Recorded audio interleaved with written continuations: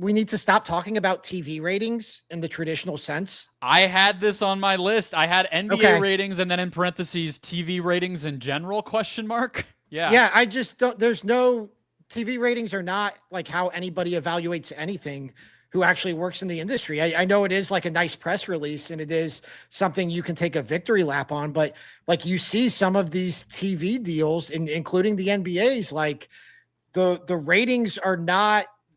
I'd like to see that chart because it doesn't feel like the chart says the higher your ratings are, the higher your payday is. I can think of a couple of examples where like entities, AEW Wrestling, like had pretty disappointing ratings and wind up doubling their own TV deals because that's not what broadcasters are paying for anymore. And so I also think when you factor in streaming and how many people are watching streaming, and June was the first month where more people watched streaming than watched, broadcast television. Like, I think that kind of tells you everything you need to know is like, we are not getting accurate measurements on any of these ratings in terms of how many people are actually watching these things. And so like, I don't know what the solution is. And that's where we need Drew Lerner's input. But it's just one of those things where it feels like we still cover it because that's the way we've always done things. And I'm talking about the industry at large, not just us, but that is not really reflective or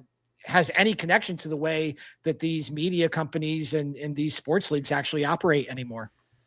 It feels like it's hard to even imagine what the metric is going to be because so I just opened. I've been planning to write a piece on this. It's the title of the doc is Post Ratings, and I have like 100 notes on this. Like, I think that you kind of there's this. Have you heard of the Real app?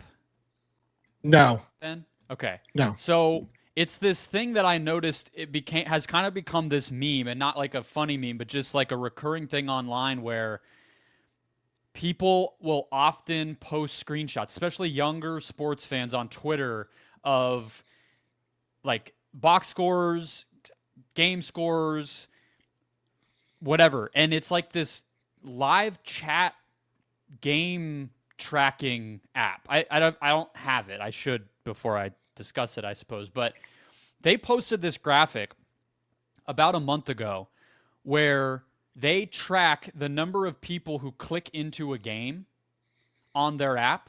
And I was like obsessed with the idea that was like the new ratings, like in a way, right? One version of it. And they posted this graphic where, according to their tracking, only 11,000 more people viewed the Super Bowl on their app than Game 1 of the NBA Finals. And obviously, I'm not trying to make the case that the Game 1 of the NBA Finals was even close in the level of attention or awareness to the Super Bowl. It was a shitty Super Bowl, but even I wouldn't try to do that. But it like speaks to all these ways that people are engaging with sports in less trackable ways that makes it impossible. And I know like watching sports is the most monetizable thing. So it kind of doesn't matter that people were on the Real app, except for like the ad department, the sales department at the Real app. But like the sales department at the Real app is one of the people monetizing sports now. Whereas like in 1962, it was only CBS and the game on CBS that you could even make that case for.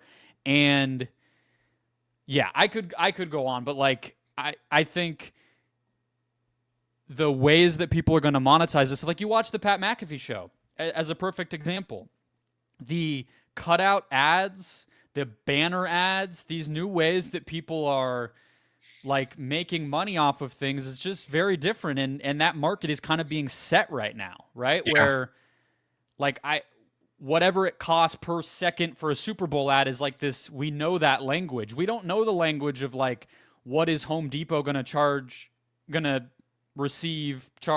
from Pat McAfee to put a little circle around his box for 23 minutes on his show while he's interviewing so-and-so. I don't know. I'm sure there is a money changing hands and somebody knows, but it's not it's not Nielsen. So Yeah. I think this is a great one.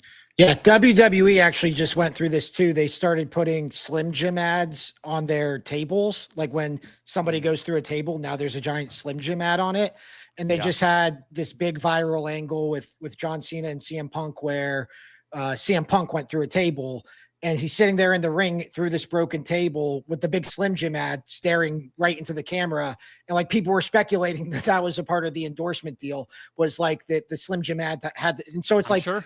yeah, product placement's nothing new, but like that's how like these revenue streams are really getting diversified here. And I think like just like I said, like I don't think ratings are as big a part of the equation as they were even 6 months ago, it seems like. Yeah, it's funny, right? Like you say product placement isn't really new. I agree with you, but it does feel like there's some kind of, maybe we're just remembering the value of it, Yeah. or it's just becoming a little bit more enmeshed with like the environment of the thing, so it doesn't feel so awkward, like, you know, some 80s movie when somebody goes, ah, a Coke, and Yeah. and then you Well, know, it's not so egregious, I guess. Well, I also think like there's always this idea of like, again, I'll go back to WWE. WWE touts, and you can say this for the NFL too. NFL touts, we get X billion impressions on Twitter each day. And it's like, Yeah. okay, well, what's the value of that? Like, oh, okay, yeah, you have a lot of Twitter followers. Well, the value is like if you want to do a product placement like WWE did with Slim Jim, that's where it will live. That's where people will see it. Like you don't have to look at the ratings and see, oh, we drew a 20.1 and a 1.6 in the key demo. It's like, no, we have this many impressions. And if you do something with us, we're going to put it on our Twitter page and that's how many impressions it's going to generate. So it Yeah. makes sense that like now that we have all these ways like of evaluating interest in a league, like now it makes Yeah. sense that a league would look to monetize it. The example that I had in my notes that I mentioned was Miranda Cosgrove eating a chicken Big Mac on Kai Cenat's Twitch subathon last year. Yeah. Was like really well covered in like Adweek type publications because it was so innovative or whatever. But that is exactly what we're talking about. I mean, honestly, as with a lot of things, I think a lot of it can be traced back to Barstool. They've been on the product placement to the max forever, and they were ahead of things.